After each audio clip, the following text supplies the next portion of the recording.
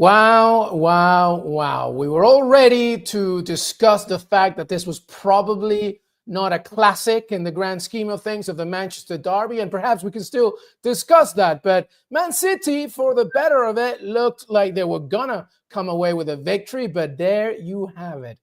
2-1 to Manchester United. By the way, Manchester City, one win in all competitions in the last 11, one win in the last 8 Premier League matches. If you didn't think so already, it is definitely a crisis. Welcome to ESPN FC Live.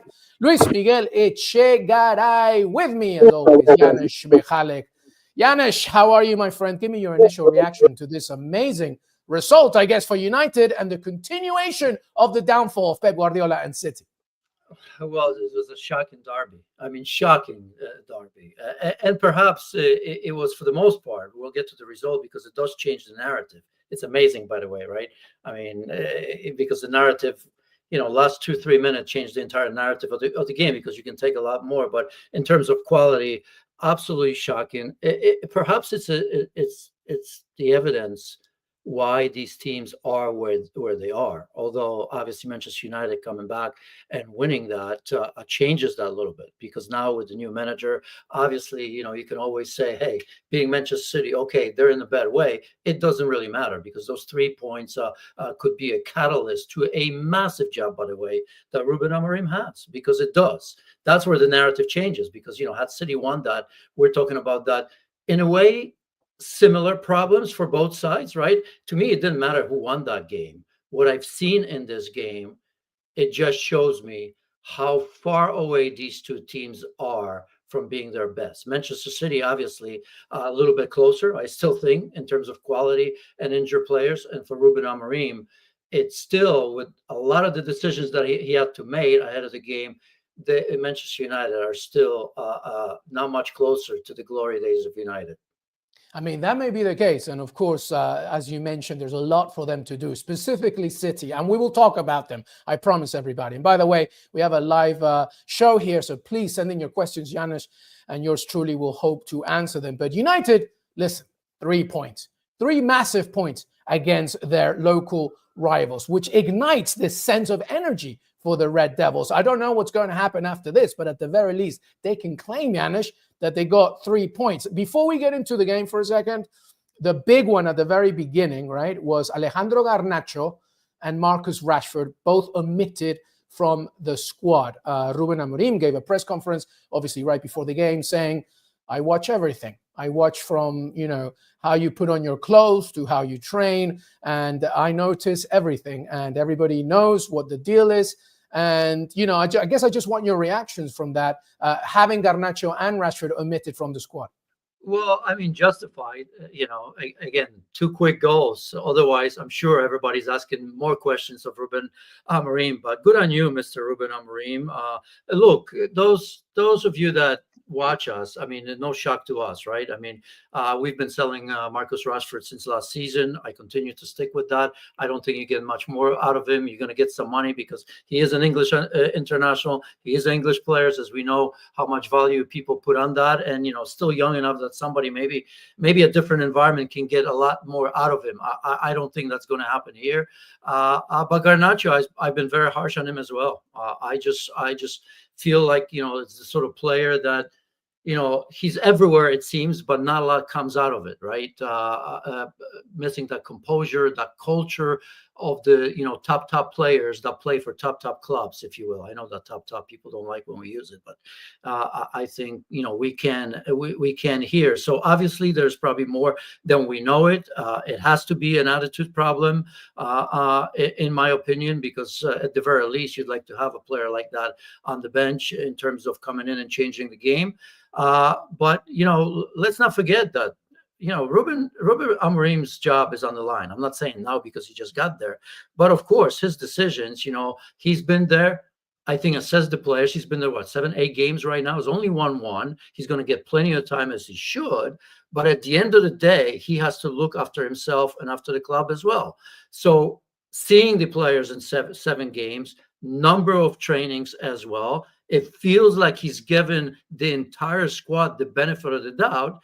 I think it's okay, and he's within his rights to make these decisions if he sees something. He obviously saw something that was worrisome, not just in games but in training as well. For him to make a statement, in a Manchester derby, you don't make a statement just to make a statement, to show that you're a big boy, right? I think something happened, and it'll come out, whatever exactly what happened, Luis.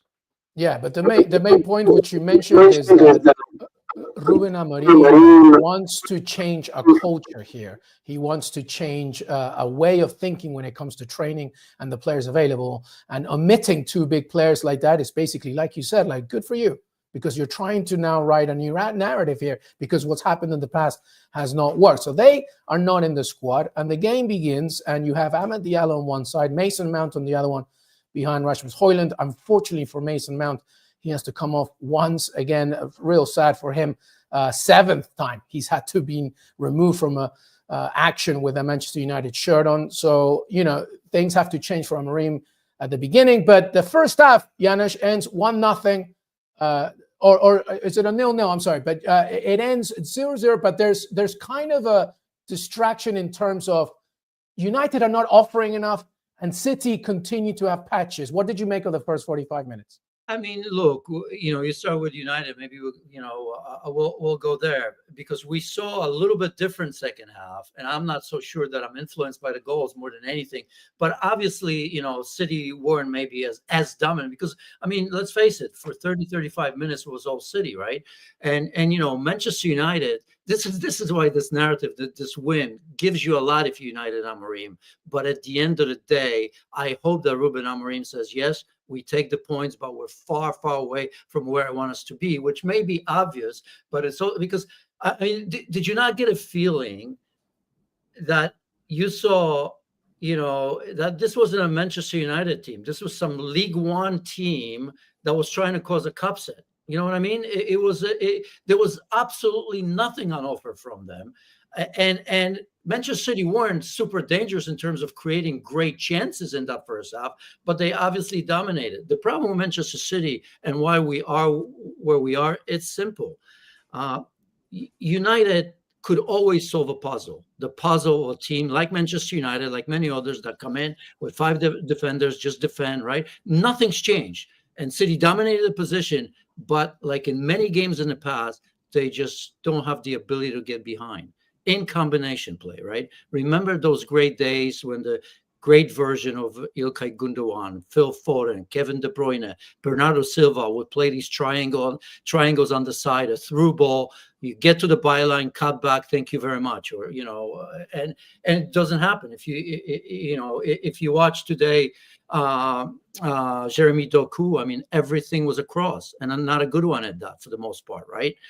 So I think that's a problem. Nothing's changed. It's just that the teams know that Manchester City can't do that. So they still do the same thing. They still defend the numbers. They stay low, hope to hit City on the break, because obvious deficiencies there without Rodri and Kovacic, even though he came in today. But, in the past, Manchester City would just solve that puzzle. And they're so far off, injuries aside, defensively in particular, players coming back. But everybody is so off-formed that I don't even know where to start.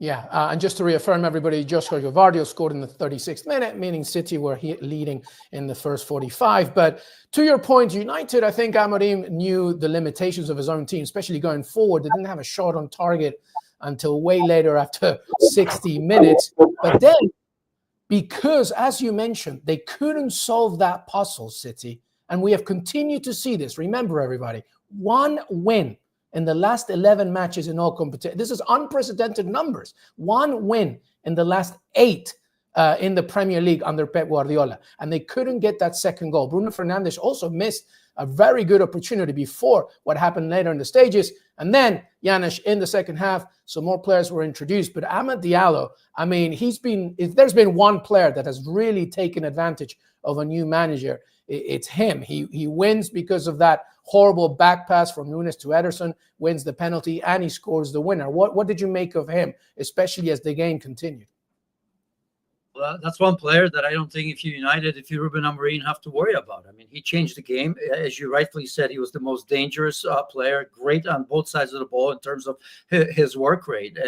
And look, even that, let me before I say what I'm going to say, because I mean, those are two unbelievable gifts that no team, especially at Manchester City, you got to close the game. It's a terrible game. Yes, City still has problems. We all saw it, but you're at home. It's 1-0. United doesn't look like scoring. But we do have to say, with everything that Manchester City had in that first half and even the second half, that possession, they really didn't create anything dangerous, did they? I mean, even the goal itself, right? I mean, that deflection, I mean, maybe if it's not for that deflection, Guardiola doesn't get a look like he does, right? And as you say, remember, Amar had that glancing header. I think Bruno crossed that, which Ederson was at full stretch, and then Bruno Fernandes one-on-one. He's got to put that away when he goes wide. So in essence, unless I'm forgetting something, right? I mean, I think Manchester United actually had better chances.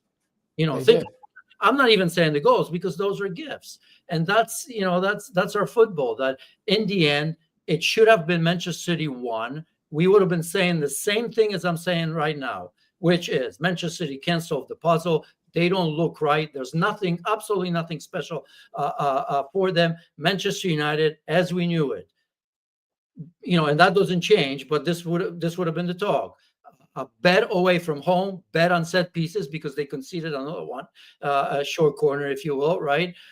Can't beat the top 6 teams. Well, 2 minutes changed it because of Nunes, who's been actually quite decent for Manchester City, right? Getting chances as of late. And then the second one, I mean, come on, right? I mean, Guardiola, who's made mistakes. Today he scored a goal, didn't follow, saw Ahmad go in, let him go, and then Ederson, out fishing. It was, I mean, let's focus on this for a second, and let me ask you this, because what we saw today was, a few narratives here, as everybody knows. And please send in your questions if you're United or City fans, especially if you're City fans.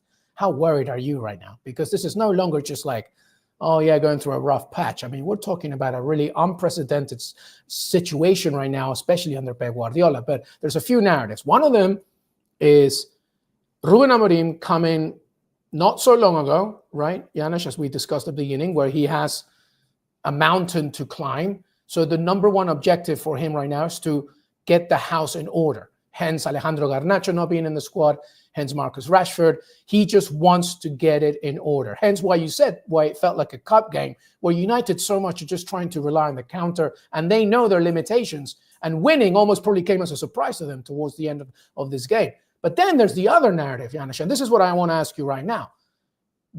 How much blame here do we lay on Pep Guardiola, and how much do we lay on the players?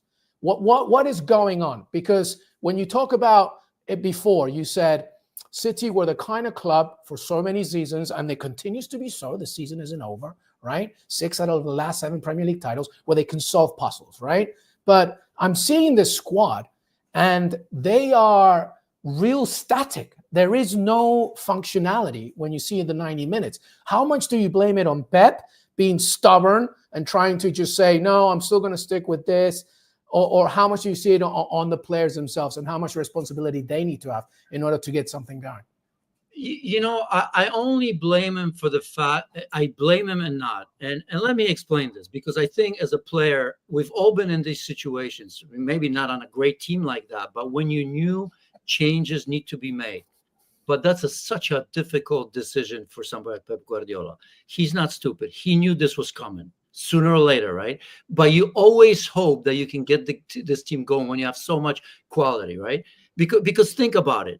He had to be thinking after last season, 4 straight, unprecedented, right, in the Premier League, that this is going to come at some point. Yes, I know they started well. Injuries do play a big part. I want to say that. You look at defensively, I mean, 3 key players haven't been available and all that. But I think we have to go to the players that are, that are still young, great players that deliver it, and they don't, right? Why do you not do that?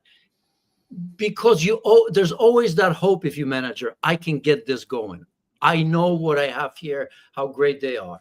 But he should have known. But it's just so difficult to say to somebody, listen, it's time for you to go.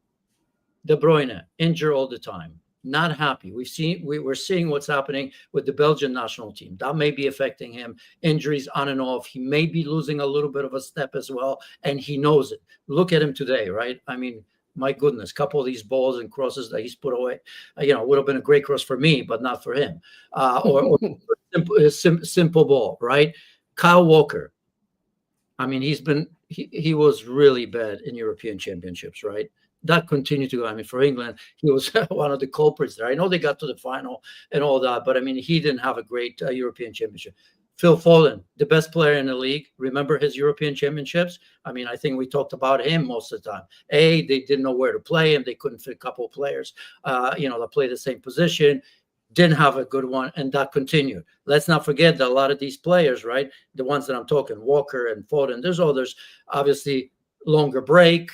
They were tired, all of this. Remember last season, Rodri? How many times did he complain how tired he was? And it wasn't just the fact that saying we're playing too many matches when he was talking to FIFA and UEFA, but he was actually saying, I'm exhausted. Remember the final? I mean, in the semifinal, he came off because he was absolutely exhausted, and he had to come off. I mean, he was substituted in the final as well, even though Spain won it. And, did that contribute to his ACL? I don't know, but obviously he was a big miss. So when you look at all of that, we can go John Stones, who's been injured more than he's played in last couple of seasons.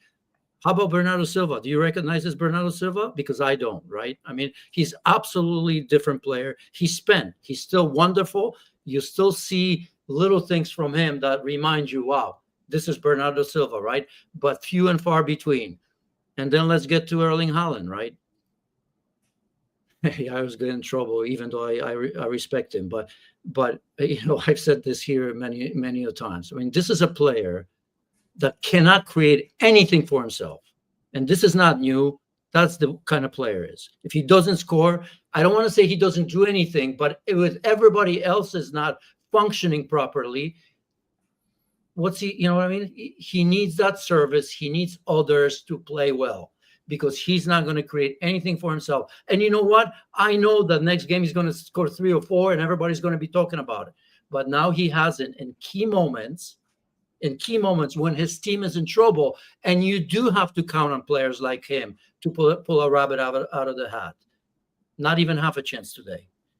So I don't blame Pep for that and the system that he plays, because he's not going to change, and I hope he doesn't change. His philosophy is great to watch when it works. When it doesn't, oh well, but he's not going to change it. I don't want him to change it, but I just think there was that moment probably towards the end of that season, as you were getting into the summer, where maybe tough decisions needed to be made and they weren't. I sort of get that, because I can see Pep going, yeah, but look at these players. They're just so young still, a lot of them, some are older, but there is enough, right? He could never count on Rodri and what happened to him, just saying, yeah, maybe one more go. And here we are, they hit the wall. Yeah, I mean, the only thing that I would add to that, and we have a great question, and Janusz already kind of answers it with context in this, saying, the only City win in 11 matches was when Nunes, Rico Lewis, Savio all didn't start. Is it a coincidence? Something to say about the quality of squad, players, or just a lack of confidence? Janusz, you've answered it. The thing that I will add regarding this Man City situation is that, number one, you talked about De Bruyne, Bernardo Silva, Kyle Walker, completely agree. All of them are 33, 34, and at some point, Mother Nature and time is going to catch up with you, and you're not going to be able to replicate the things that you did in the past. The other thing about Erling Haaland, complete agreement here. This man is a fantastic finisher. He is not an all-round attacker. He's not somebody that can do as much as perhaps you want him to do when you're being very static. And when Julian Alvarez left, City never replaced him, ever. So, this is a big issue, because now you only really have plan A. You don't have anything else. Totally agree about Phil Foden. I think that actually has to do a lot with the over excess of minutes he's playing. I don't know, but he's really not being the player that he is. So I think that the City issue right now is what you said. It's a combination of things not going their way, but also the City backboard really should have paid attention, because when I looked at that bench today, the City bench, after the third player, You're talking about academy graduates. That's it. And to not replace Julian Alvarez, to me, was a massive mistake as well, because they're so limited going forward. With Julian Alvarez, because it's not Julian. See, it's impossible. And again, I have to say it. I mean, City didn't win the Champions League until Haaland came in. So I don't want to take anything away from him. But remember, when they didn't have him, I think you had more ways of playing and playing well. Because you exactly. That's my point. Play, right? Julian Alvarez could play, but if he didn't play, it was easy to pull him and play a false nine. And we've seen even Kevin De Bruyne and Bernardo Silva, and that combination play was great, and we didn't have to worry. Now you have a player that can only play that position. You have Erling Haaland.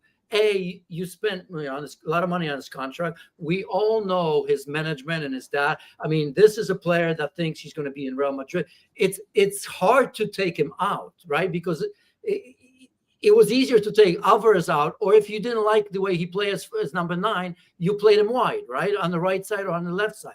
So you had more options before Erling Haaland came in. And again, I mentioned the Champions League because, I've made that point before, and somebody says, well, yeah, they were great in the Premier League, but maybe it was because of Haaland that they won the Champions League. If that's the case, fair play. But I think Haaland poses a major problem because you almost as a manager have to play him because he does score all these goals. You've had so much success with him. And I just think that here it seems to me that maybe, just maybe, Pep fears the reaction of Erling Haaland if he was to take him out for extended period of time. I don't know if that's the case, but he's hard to kind of like play in and out, right? With a false nine. Because there's no one else. There's no one else to put him in. That's the point about Julian Alvarez's absence. It's not necessarily about, like, I want everybody that's watching to know what I mean. Like, it's not Julian Alvarez that I'm talking about. Like, he is the one. It's what he represented. Like, when during the season, right, even last season when Man City just won the Premier League, when Erling Haaland was struggling or he needed a rest or whatever it was, at least there was an option. You take him out, Erling Haaland, this season, and you almost have to completely change the trajectory of what Pep Guardiola wants to do because there is no replacement for him. And that's, I don't know if it's Pep Guardiola's fault, if he wanted somebody in, but like that's a major issue to me, a major issue. And obviously, as you mentioned from the very beginning, it is that simple of a problem, but Rodri's absence is gigantic. Like, Janusz, it's just massive, is it not? It's just so big. Maybe not so today it was exposed, but definitely the Juventus one. I mean, when Juventus were going forward, they had acres, Grand Canyon spaces in the middle to just do whatever they want. Rodri, at the very least, represented some kind of stability in the middle. And when you have a Kevin De Bruyne that's 33 years old, Bernardo Silva, Ilkay Gundogan, all really just aging, it's just what it is. And you don't have Rodri, then there's a problem.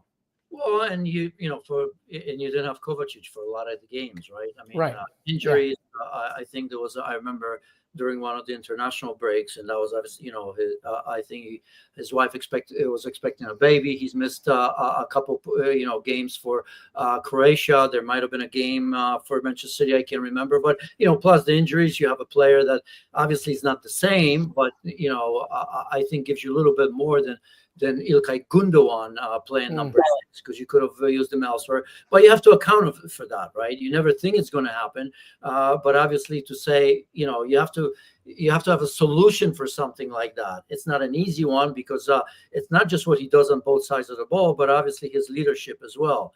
How intellectual he is and how smart and intelligent on both sides of the ball. So that's a tough one. But, here we are. I don't think, it's to a point where I can't say I saw it happen today, but I think we're going to see City, the more players come back, you're going to see City back to normal. But I think we're not going to see a team that probably goes on these, 10-game winning streak or 12-game winning streak, because I think this is going to show up from now and then.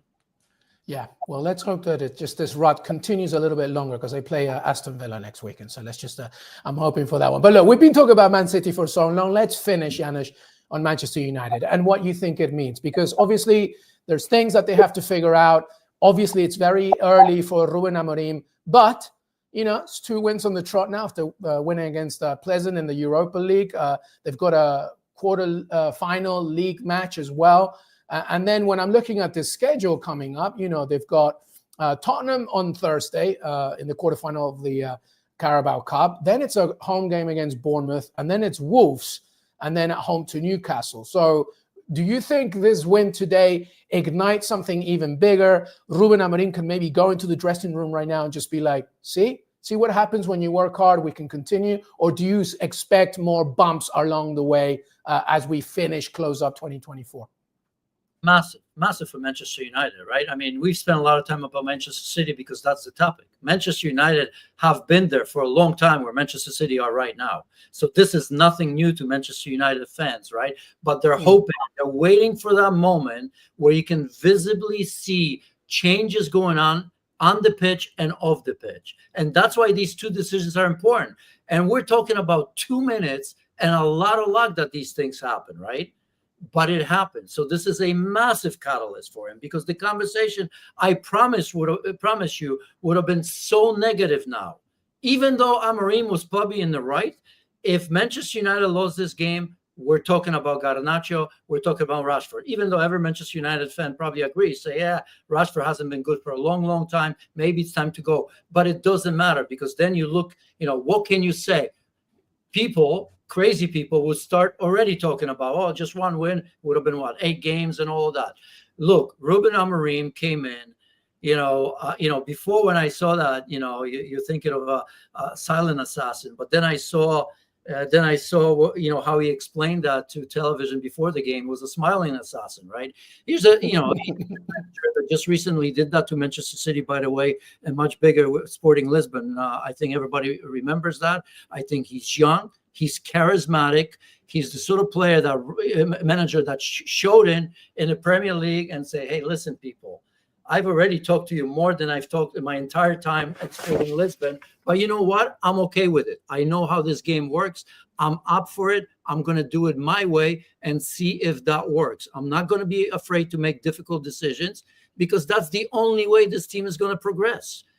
By the way, even after this win, he knows how close they were to losing this game, not creating anything and looking scared at times, right, against their biggest rival. But he's going to take that and he's going to hope that, okay, let's lean on this a little bit. Let's get a run going and don't worry about it. You do your job and you may be able to stay here with this team. But regardless, I'm going to do my job to make sure that there's a plan in place for next 3 windows at the very least, where I'm slowly going to get this team the way I wanted to play in the formation that I wanted to play. And he knows he has issues in this formation, right? Be it Rashford, Mason Mount with all these injuries right now. He understands that he can't afford to carry some of these players because they're just simply not good enough. I like the silent assassin nickname, Ruben Amorim, getting a massive victory. Smiling assassin. Yeah, that's what I said. I like it. The smiling assassin. I like it. Ruben Amorim getting a historic, for him at least, victory over Manchester City. Because guess what, everybody? They're now just 5 points away from Manchester City in the Premier League table. That's how tight the table is, whatever you may think. But 3 very valuable points for Manchester United. The rut continues for Manchester City. 1 win in the last 8 in the Premier League, 1 in the last 11. And as we're talking, Chelsea are going to see if they can gain some ground, as Liverpool didn't win, Arsenal didn't win, and now City didn't win. Forest obviously got that win as well. But there's so much to talk about, beginning with the fact that City's rut continues. Manchester United smiling. That's all for us. And don't forget, ESPN FC Live continues in this week through the holiday season. Yanis Michalik, Luis Miguel Echegaray, have a fantastic rest of your Sunday. We'll see you next time. Till then, bye-bye.